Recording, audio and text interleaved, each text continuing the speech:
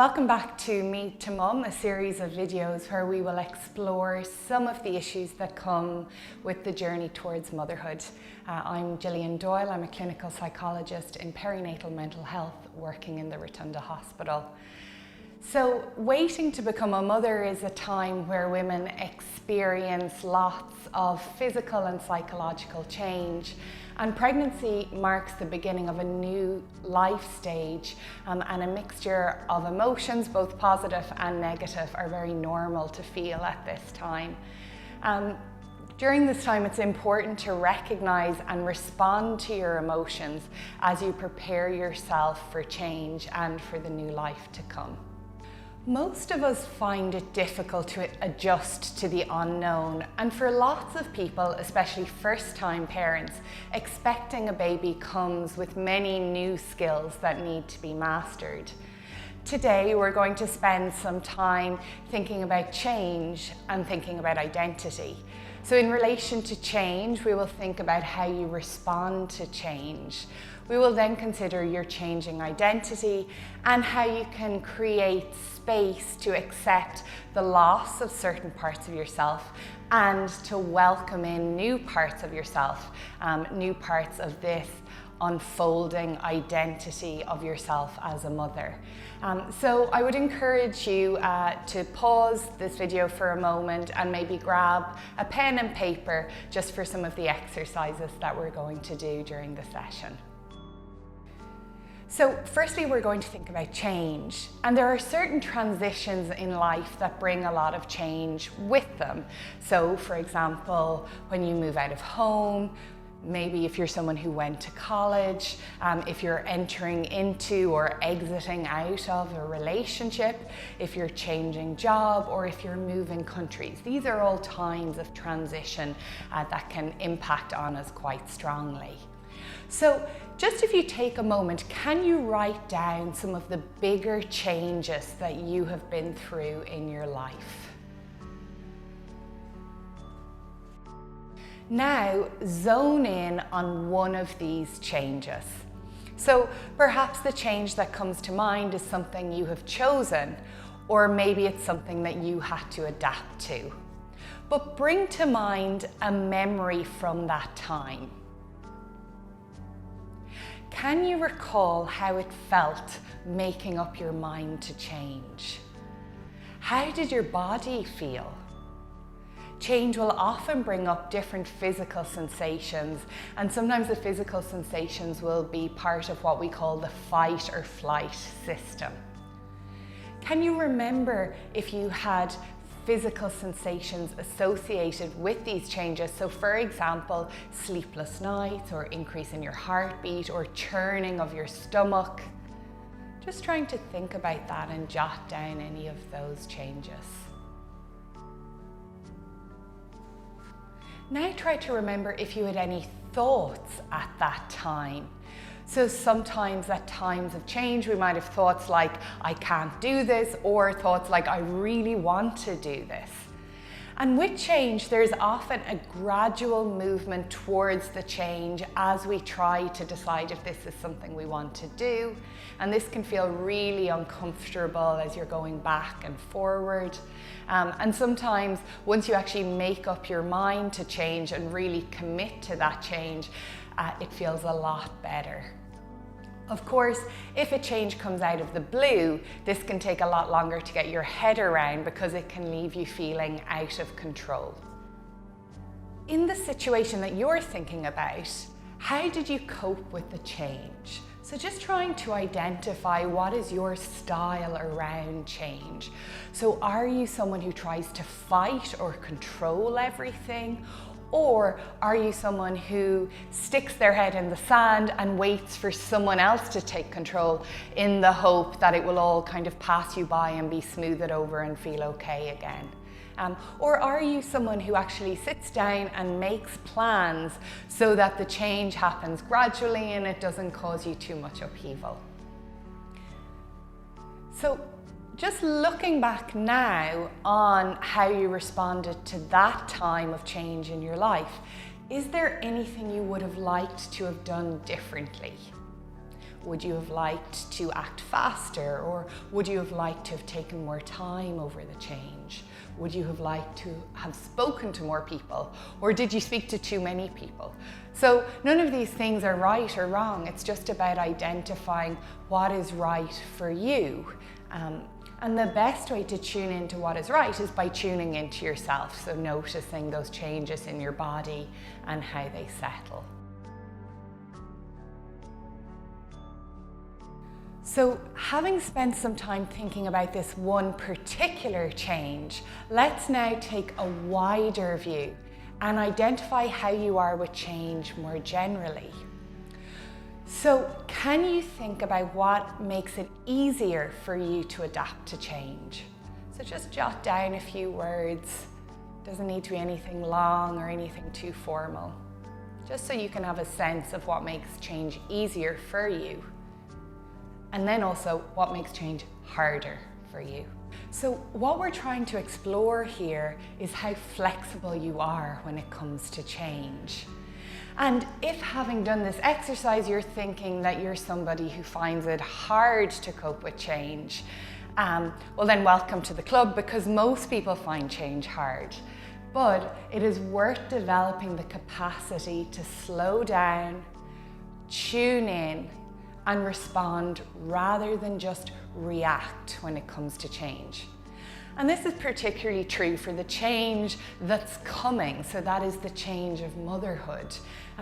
The journey of pregnancy gives you a unique period of time where you can adjust to the changes that are to come and start beginning to allow those changes to happen gradually, rather than it feeling like this has been thrust upon you all at once when baby actually arrives.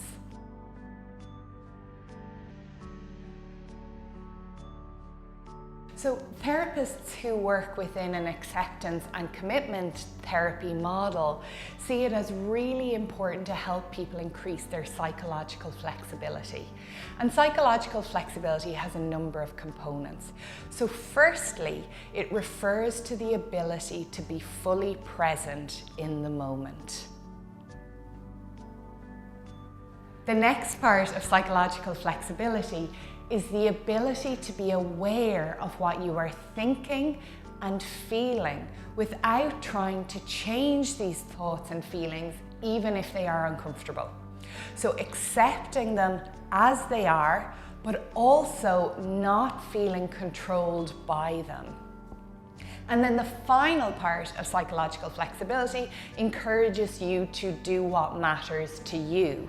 And that is to either change your behavior or stick with it, depending on whether your behavior brings you closer to your values and goals. So now that you've spent time identifying your reactions to change and learning about psychological flexibility, let us think about the changes in your identity that becoming a mother will require you to make.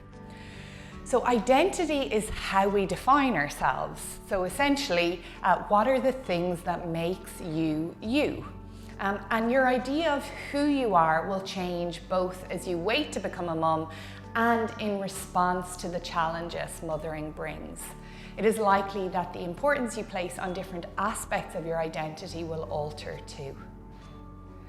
This process of becoming a mother, which is called matrescence, can sometimes be forgotten as we get ready to welcome our baby into the world. Becoming a mother involves an identity shift, and it is one of the most significant physical and psychological changes that a woman will ever experience. So the guru Osho said that the moment a child is born, the mother is also born. She never existed before. The woman existed, but the mother never. A mother is absolutely new. And what he was saying here is that as a baby is born, so too is the mother. And during pregnancy, as your baby is growing and developing, so too are you, its mother. And the idea holds true for first-time mums and also for subsequent pregnancies as you welcome each new child into your family. It also applies to the developing identity of the baby's other parent, their siblings, and other people taking on important roles in the baby's life. For each pregnancy, you need to adapt and change, both physically and psychologically. And this process doesn't stop after the baby is born. So we can think of the idea of a newborn baby and a newborn mother, each of them developing together and learning from each other in a reciprocal way. Having a new baby provides you with the opportunity to develop and explore new parts of yourself. However, along with that, it also involves the loss, maybe temporarily, maybe forever, of other parts of yourself. And it can lead to new types of stress in your important relationships. For many of you, it may feel very uncomfortable as you move through pregnancy, giving up things that have been really important to you for a long time and worrying whether you will be able to develop the new skills you will need to look after your baby. Many of you may also be worrying about whether you will feel what you should feel, and should, in inverted commas, for your baby. So the first thing I want to do is reassure you that all of your feelings are normal. So there is even a name for this sort of transition period, and it is called a liminal state. And one anthropologist described this as a betwixt and between state. When applied to pregnancy, this refers to the time when a woman is moving away from who she is and becoming who she will be. And this, of course, can feel strange and uncomfortable. Let's take some time to consider how your life was and what were the things you valued as part of your identity before pregnancy, and begin to think about how your life will be and what you will value after pregnancy. So again, if you can have your pen and paper to hand, that would be great. Before we begin, we're just going to take a few moments to tune into this moment. And this can be really helpful when you're thinking about changes and transitions, because it just gives you an opportunity to come back to yourself, back to your body, and ground yourself in the now. We're going to do a simple exercise called dropping anchor, and you can practice this at any time, and it's especially helpful if you're finding yourself getting caught up in thoughts and feelings. So the first thing to do is just to plant your feet on the floor. Push them down. Notice the sense of the floor beneath you, supporting you. So notice that sense of foot against floor and floor against foot. Now notice the muscle tension in your legs as you push your feet down. So as you're rooting down, you're feeling energy rising up. Now notice that rising energy going up through the spine, through the crown of the head, as you grow taller, as you take your space in this moment. Then very briefly tune into the sounds around you. Look around you. What can you see? And just tune into any other sensations. So is there anything you can feel? Or anything you can smell? Just taking this moment to be fully here, fully present to yourself.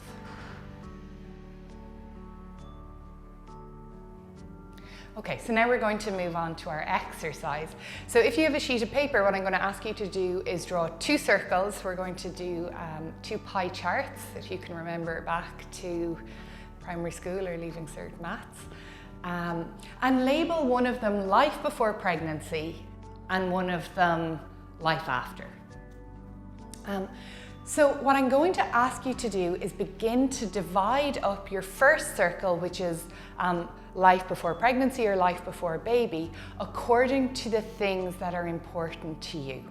And don't worry about being accurate. This is just to give yourself an idea of the things that you value. So as an example, I'm going to use my own life. So before I had my daughter, I would say that work accounted for about 50% of my time. And being a good friend or seeing my friends was probably about 10 to 15% of my time. Being a good partner and spending time with my partner, again about 10 to 15% of my time. Spending time with or linking in some way with my family, probably about 10%. Traveling or planning to go away, again around 10%. And things like yoga or other types of exercise were probably somewhere around 5 to 10% of my time or of importance to me. So you can probably tell from this that maths is not one of my values or something I spend time on, because I think that's well over 100%, but it gives you an idea of what I'm talking about.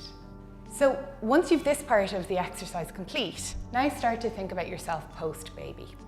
So obviously this is going to change all the time. So I'm just going to ask you to visualize yourself in the first 6 months after your baby comes. And then perhaps you could do the exercise again at that point.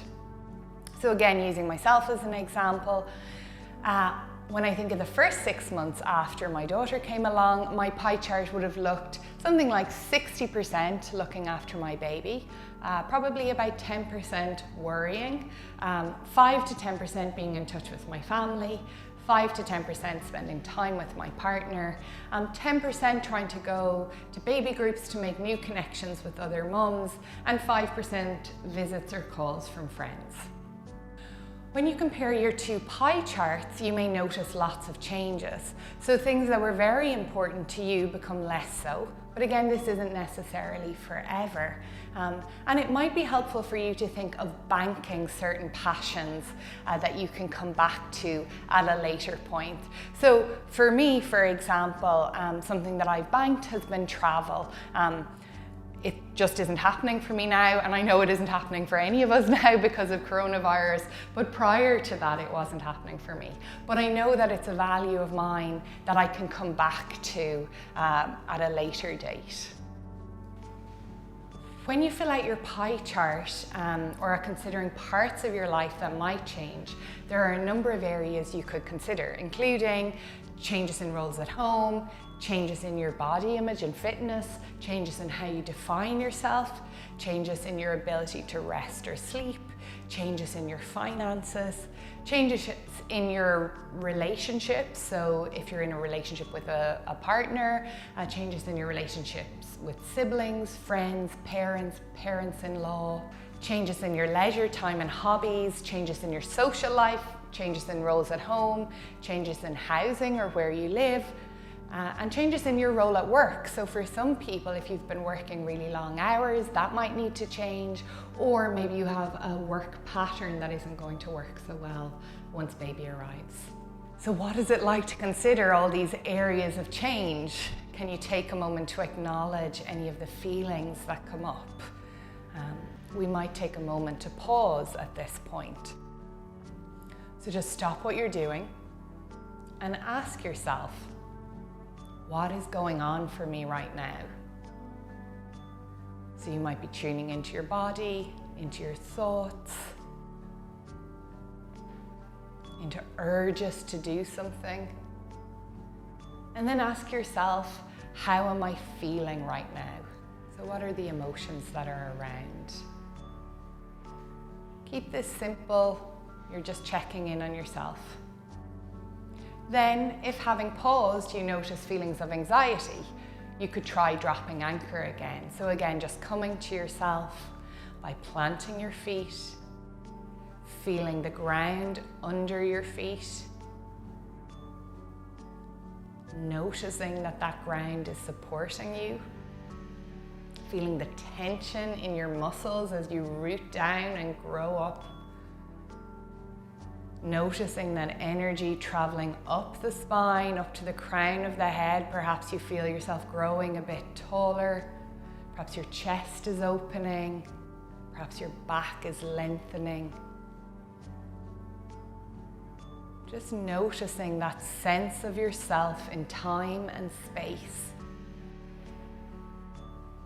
Then briefly check in with what you can hear.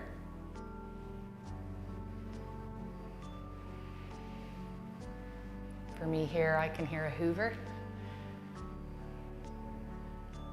And then look around you and check in with what you can see. So what is drawing your attention wherever you are in this moment? So taking this moment to stand still and come back to yourself. Okay? So once you feel that your anxiety is settling a little, try to take a deep breath and perhaps say something like, I can accept this feeling just for now. Or, I can accept this change in this moment. Practicing acceptance in these small ways over time can lead to feeling more psychologically flexible and more open to change. Now, when you feel ready, you could look at your pie chart again and think about the values you would like to live in line with when you are a mother. So just take a moment to pause and think about how you move towards those values. Are there any small changes that you might need to make it easier for you to live in line with those values?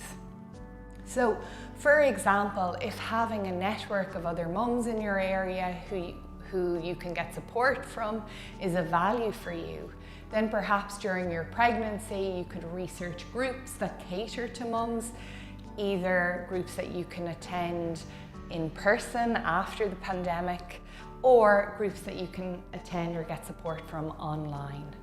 If protecting special time with your partner after your baby arrives is a value for you, then perhaps you can both sit down and put some dates in the diary that you're going to have a date night, even if this is just in your sitting room or your kitchen.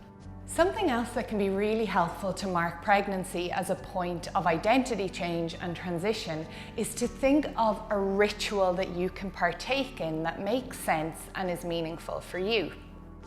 So in lots of cultures and religions, important transitions are marked by ritual, and different rituals can be employed at different points in pregnancy. So I'm now going to spend some time talking about different types of ritualized activity that you might find helpful to engage in as your pregnancy progresses.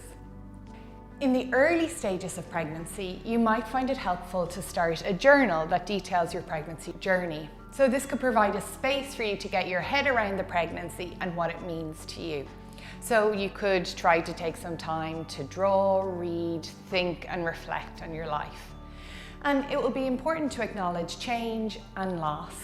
So you could also address the journal to your baby, so you can talk to them and let them know what you're thinking at different points in your pregnancy, and this can be something that you could give them at a later point. Thinking about the early stages of pregnancy might bring up thoughts about who do I tell and how do I tell them. It might also cause you to think about your changing role and society's reaction to that changing role, and also the reaction to your changing body. You might start pulling back from certain activities and moving towards or embracing others. And you might want to include other people in those early rituals.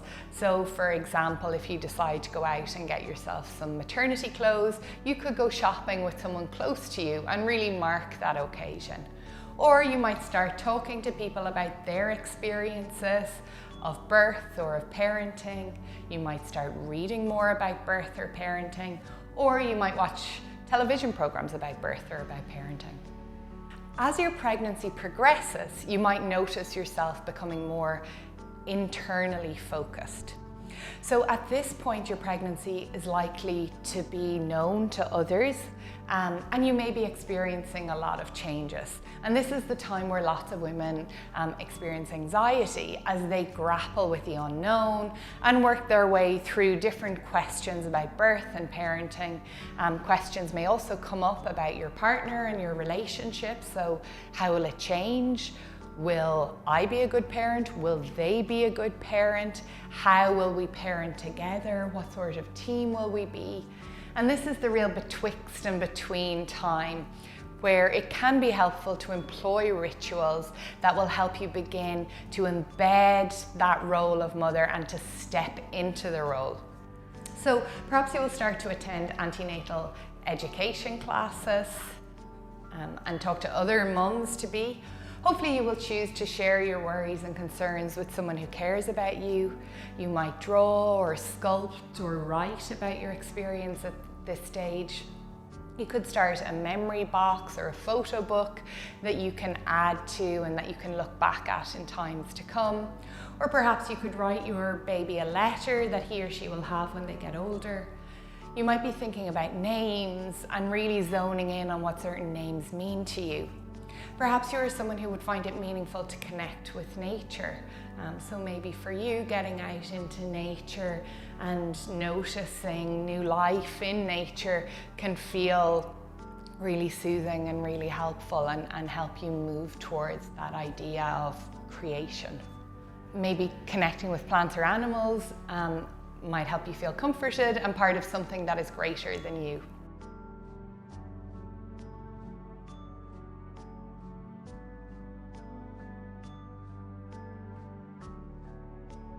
So during this stage of flux, it can be important to keep grounding yourself in the reality of what is happening in this moment, and then look towards the future and then come back into the now. The later stages of pregnancy tend to be very busy, so it could be helpful to carve out some time just for you. So perhaps you could treat yourself to a massage or a manicure or a pedicure, and this might be a good time to start going on a few dates with your partner and to think and talk about important stages in your relationship so far, and also maybe to discuss hopes and fears about what is to come. Perhaps you could try to get out and meet your friends or get them to pay you a visit. And store up these moments of social connectedness for when you need them. So really important just to mark them as they're happening. You might also choose to give yourself some extra time to sleep or to rest, and these can be really important choices too. So you could also try turning certain practical activities, such as packing your hospital bag, into a ritualized activity by really taking time over it, by being in the present moment to whatever you're feeling, just noticing and really engaging with the activity. Also, make sure that you put items into the hospital bag that are there to soothe and comfort you.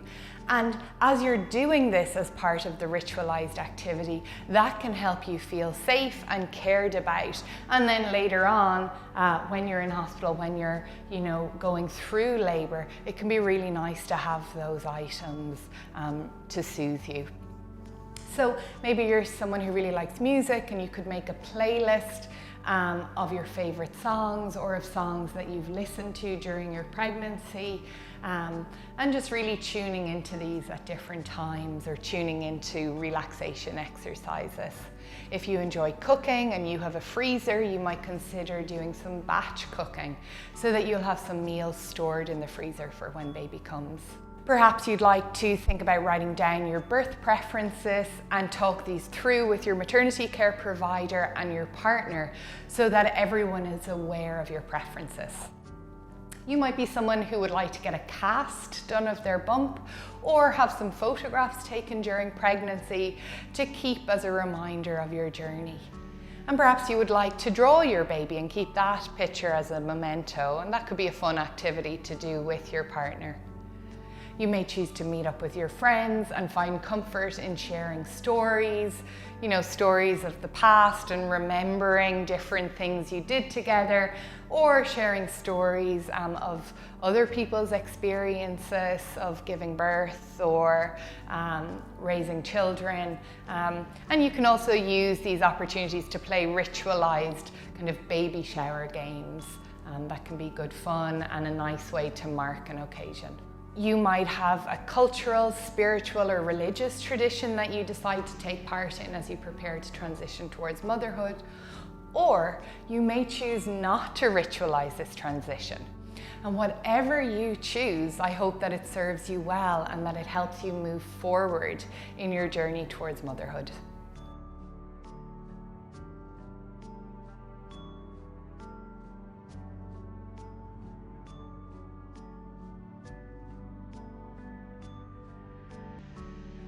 So we've come to the end of today's session, and I hope you've gotten some useful ideas. We've looked at how difficult change can be and how it can be helpful to develop psychological flexibility in relation to change. We've then looked at some of the changes that are coming your way and ways that you can meaningfully prepare yourself for these changes. I hope it's been helpful, and I hope that you will join me again next time.